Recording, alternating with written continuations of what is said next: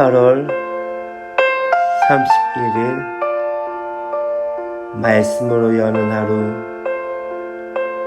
오늘 본문은 이사야 39장 1절부터 8절까지 말씀입니다. 사랑을 축복합니다. 8월 31일 말씀 묵상을 나누고자 합니다. 저는 지금 주일 오후에 지금 이 영상을 촬영하고 있는 가운데 있습니다. 어떻게 주일 예배 잘 보내셨습니까?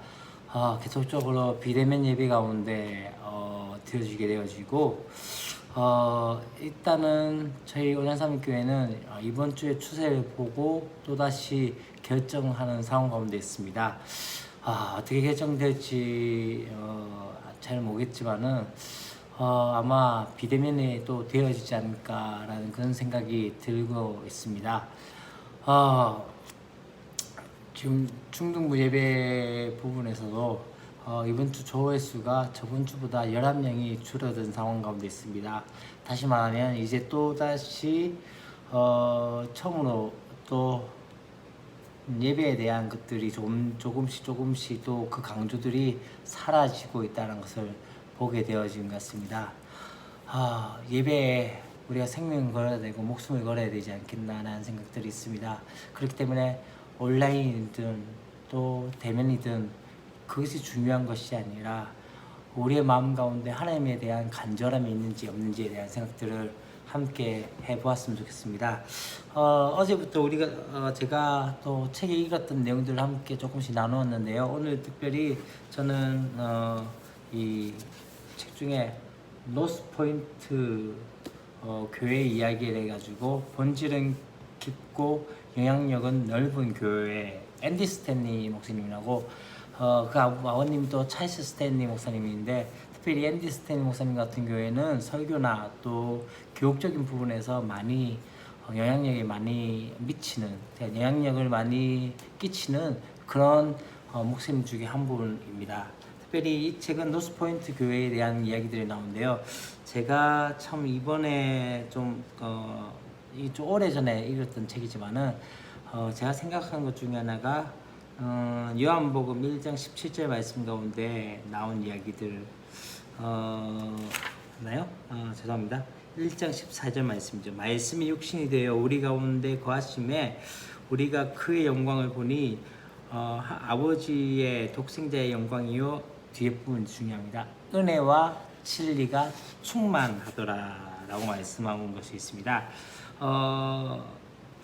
이 앤디 스탠리 목사님이 그 이야기를 합니다.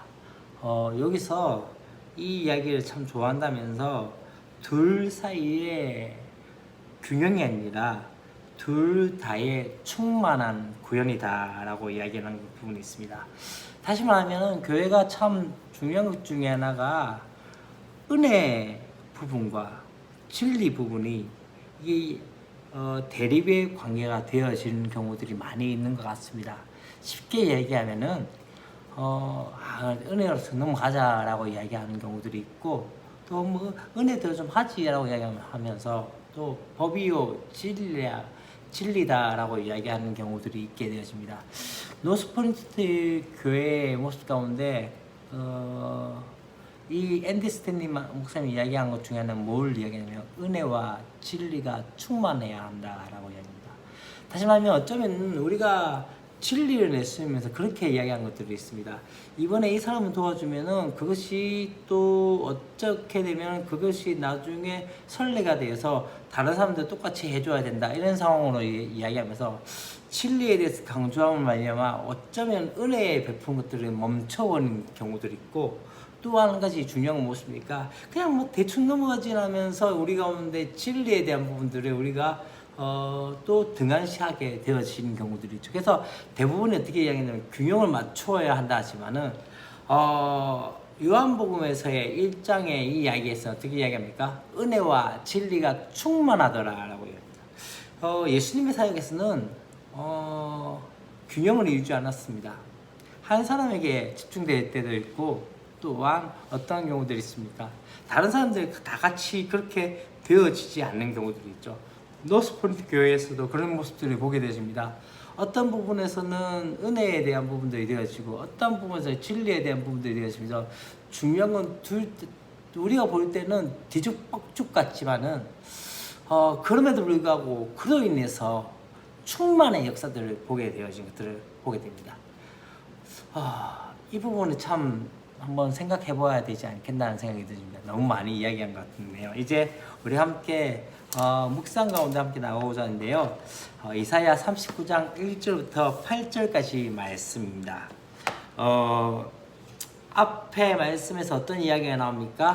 바로 히스기야가 이제 아수르에 대해서 아수르가 이 예루살렘을 포위하고 또 그렇게 하면서 그 가운데 하나님 앞에 그 문서에 들고 편지에 들고 기도하면 말미암아 그 가운데 하나님께서 도우시는 것들을 보게 되어지고 또 사실 37장의 내용이 38장의 내용이 그 앞의 내용이지만은 그 밑으로 뒤로 가게 되어지면서 어떤 이야기가 나온다면 이 이야기에서도 이제 죽게 되어진 상황 가운데서 어떻게 합니까? 하나님 앞에 엎드리면 말미암아 15년을 영전시키는 그런 상황들이 되어진 것들을 보게 되어집니다. 이제 39장에서는 어떤 이야기가 난다면 이제 아수르가 물러가게 되어지고 이제는 이 히스기야가 어떤 일을 한다면요. 1절 말씀 그렇게 이야기합니다. 그때 발라단의 아들 바벨론 왕 무드닥발 라단이 히스기야가 병들었다가 나았다 함을 듣고 히스기야에게 글과 예물을 보낸지라라고 얘기하면서 히스기야가 이 일로 매우 기뻐해서 어떤 이야기했냐면 보물창고, 은, 금, 향료, 보배로운 기름과 모든 무기교에 있는 것들 다 보여주게 되어지죠. 그렇게 한 이유 중에 하나는 무엇이냐면요, 바로 이 바벨론이 방문함을 통해서 유다의 자산을 보임을 통해서 어떻게 합니까? 새로운 우군으로서 바벨론을 맞이했다는 것들을 그것을 보게 되었습니다. 중병에서 치료받고 또 놀라운 표적을 보고 또한 아수르가 또 물러가는 것까지 보았음에도 불구하고 하나님을 의지해야 살 수 있다는 그 교훈에 굳게 새기지 못한 히스기야의 모습을 보게 되었습니다. 왜요? 그가 보물과 무기고까지 보여주면서 그렇게 하면서 바벨론에 대해서 더 신뢰하게 되어지는 모습들을 보게 되어집니다. 하나님을 전적으로 의지하지 못하고 이제는 또다시 누구에게? 바벨론을 의지하게 되어진 거죠. 하나님께서 우리 가운데 중요하게 생각한 건 무엇입니까? 100% 순종을 원하신다는 것을 우리가 보아야 합니다. 적당한 헌신 가운데 있다는 것은 어쩌면은 적당한 헌신은 불신을 이야기하고 있다는 것을 보게 되어집니다. 이제 3, 4절 말씀 가운데 이제 어떻게 되십니까? 히스기야가 이제 이 이야기에 대해서 묻게 되어집니다.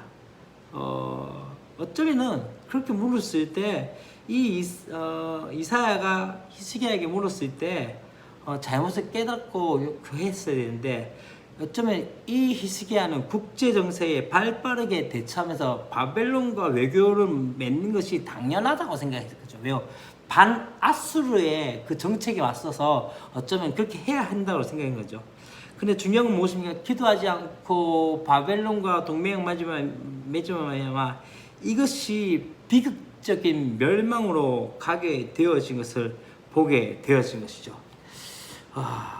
히스기야가 자랑했던 왕궁의 소유와 보물이 이제 어떻게 되어집니까? 바벨론에게 빼앗기게 되어지고 또한 그의 후손들도 이제 포로로 끌려가게 될 것에 대해서 5절에서 7절까지 말씀 가운데 나옵니다. 어쩌면 매력적으로 보였을 겁니다. 왜요? 아수르라는 그 강대국이 있었기 때문에 누군가 힘의 균형을 잡기 위해서 바벨론을 좀 택하는 것이 맞다라고 생각했겠죠. 근데 중요한 건 무엇입니까?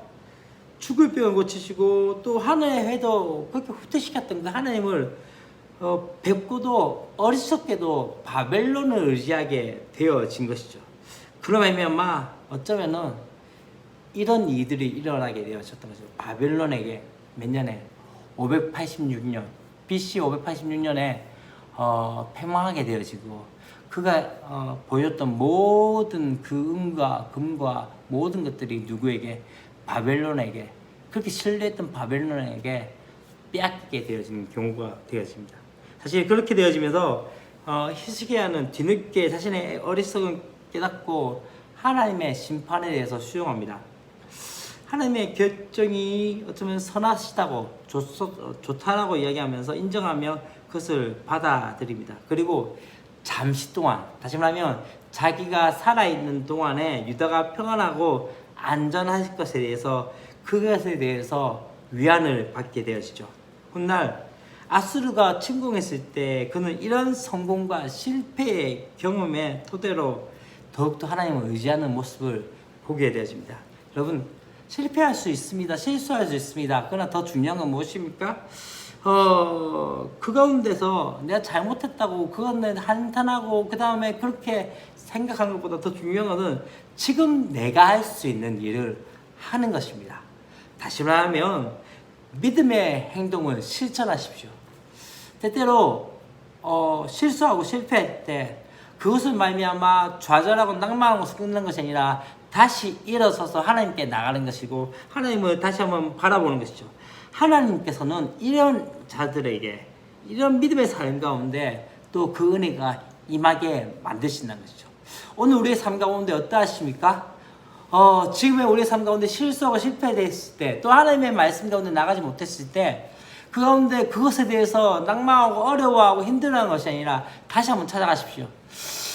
저도 잘 안 된 것 중에 하나인 것 같습니다. 제가 가장 약한 것 중에 하나는 잘못을 인정하지 않고 또 그 가운데 인정하면서도 다시 그 가운데서 머물러 있는 그 모습이지 않나라는 생각이 들 때가 있습니다.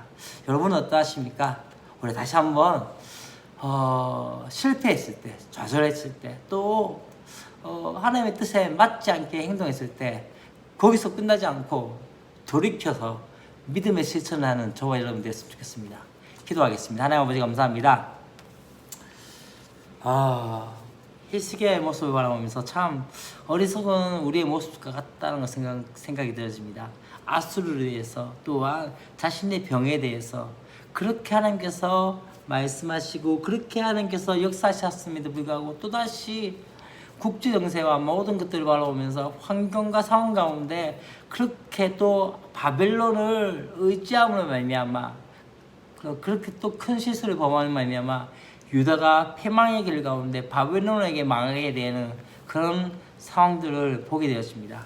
어쩌면 우리의 삶 가운데 그런 모습들이 있지 않습니까? 주님, 그럼에도 불구하고 다시 한번 내가 실수하고 좌절하고 낭망했을 때 또다시 하나님의 뜻 가운데 나가지 못했을 때 내가 왜 그랬을까 하면서 그냥 자책만 하는 것이 아니라 다시 한번 내 삶 가운데 믿음의 행동을 할 수 있는 은혜가 있게 하여 주시고 그런 말미암아 하나님의 은혜를 다시 한번 구할 수 있는 역사들이 있게 하여 주시옵소서. 주 예수 그리스도의 이름으로 기도합니다.